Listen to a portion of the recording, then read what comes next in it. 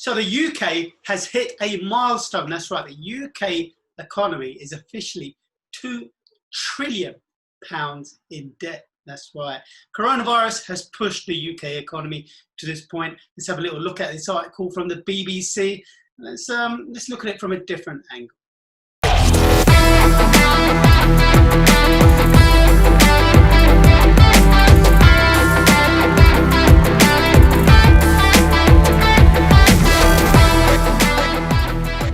So here we are, BBC News. UK government spending on virus measure pushes debt to £2 trillion, which is a massive amount of money. And this is the first time this has ever happened amid heavy spending to support the economy amid the coronavirus pandemic. Total debt hit £2 trillion in July, 227 billion more than last year. This is absolute nuts. Now, I've got a saying, I've had to say for quite a while. It's all very well that all this bailing out is going on, you know, and furlough schemes and 50% off to boost the economy and all these bounce back loans and grants being given in the United Kingdom. But where the heck is this money coming from? Who's giving this money and what are they expecting in advance? I'm not doing this out of the goodness of their own hearts. There's an ulterior motive behind this. Let's have a look at what else the BBC has to say. That I want to come to exactly what the motive is. Chancellor Rishi said the crisis has put the public finances under significant strain as we have seen a hit to our economy and taken action to support millions of jobs, businesses and livelihoods. So we know that there's been furlough schemes, loans, bound back loans, etc. 2 trillion is obviously a large amount of money, do you think? Yes. But in the circumstances, it was inevitable that the government debt would cross that threshold. What else have these guys said? I'm going to skip across this. Quantitative easing. But the government borrowing costs and interest rates it has to pay are low, so that makes it okay, yeah? So the government doesn't need to borrow this money, which we're going to come to. The government needs to borrow this money. They don't create themselves. They're borrowing this. Some of the extra borrowing, in effect, ends up with the Bank of England, which has been buying government debt known as gilts in the financial market under this quantitative easing program. So they've been buying back government debt, almost like producing something and then buying it back themselves. And they're saying, should we be worried? They're finishing up on there. And analysts reckon there is worse to come, but that things will get better after that. I will take this statement. I've been waiting for the mainstream media to come out with this because this is pretty much happens after every boom and bust cycle, and these are very, very cyclical events. So analysts reckon there is worse to come. So this is just the beginning. This is just the beginning that is going to come. It's going to get much, much worse. We haven't even had unemployment kick in yet. Unemployment figures, more businesses are going to close. Second wave is going to come in, more lockdowns, regional, national lockdowns. That's going to affect the economy. The mainstream media is not holding back on that. They keep mentioning second lockdown. When this happens, this is going to have a knock-on effect on the economy. Then we've got the real estate market. We're going to have a wave of repossessions coming into place. How is that going to affect the property market, which is also propping up all the other markets as well? All these markets, they all support each other.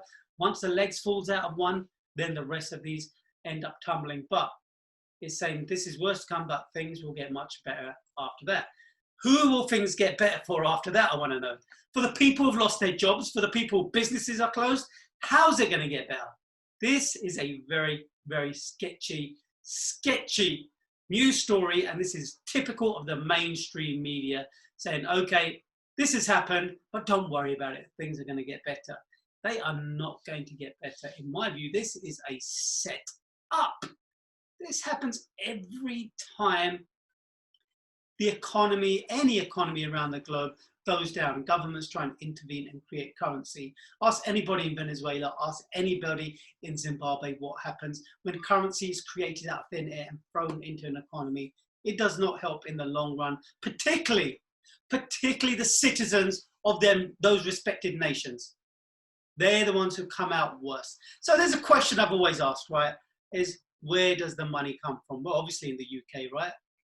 UK government spending on virus measures pushes debt to 2 trillion. Very good. But the UK government pushes debt. Who do they owe the money to? It's the UK government, for God's sake. Where's my £10 note? Let me get it out of my drawer. Here we go. Here's my £10 note here, right? On there it says the Bank of England, as you can clearly see.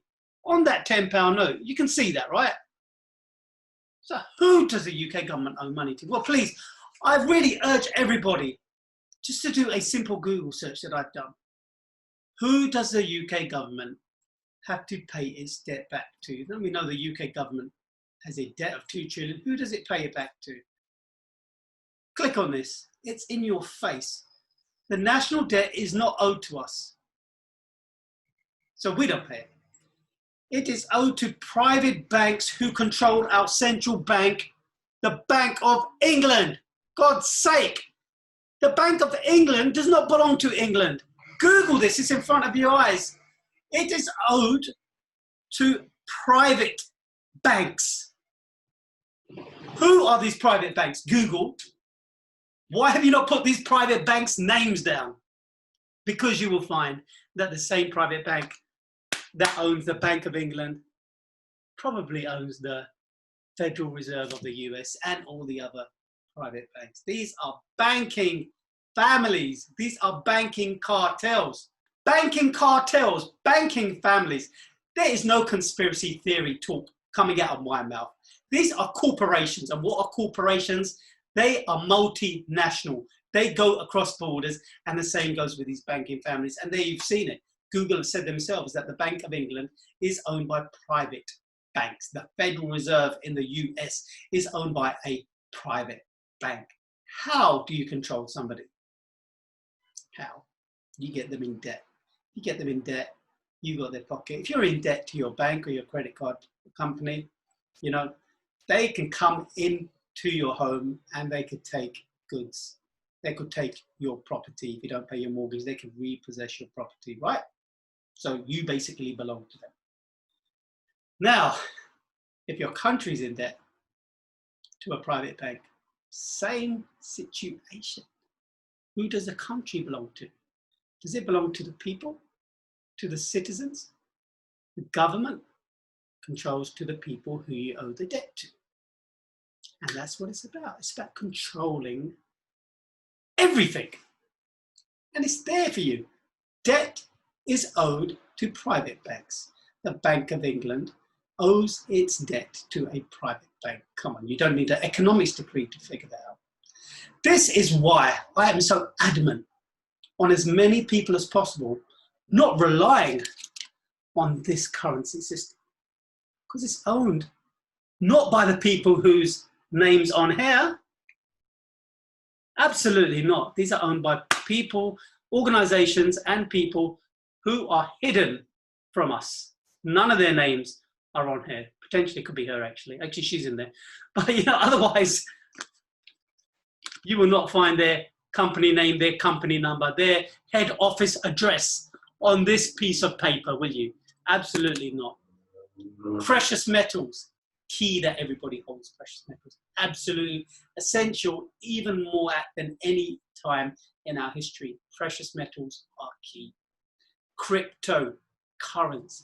You see, with precious metals, this whole COVID thing going around, governments could come in and they could take your precious metals. If somebody in your family is found to have had COVID, or somebody that you've been in contact with for a track and trace app is found to have had COVID, then potentially the law stipulates that they can take your assets. So they can take your precious metals. Cryptocurrency is COVID proof. Now you can go out there and buy this. I recommend you can start buying some Bitcoin, $10, $20, $50, pounds or euros, I always say, start buying some gold. We can take you to the next level. Come on board with me. I'll be doing this for 7 years. Strategies, techniques, stealth techniques, totally legal. Everybody needs to start following this. I call it Plan G. It was initially for myself as somebody who lost faith in the financial system in 2009, 2010. And I've got a strategy I've put in place. You're more than welcome to come on board. Check out my free book. I cover exactly why financial protection secrets black. Remember, the country's national debt in the UK, the country of my birth, I love this place, £2 trillion, never been there in history, owed to the Bank of England. Nope, it's owed to the private companies that own the Bank of England.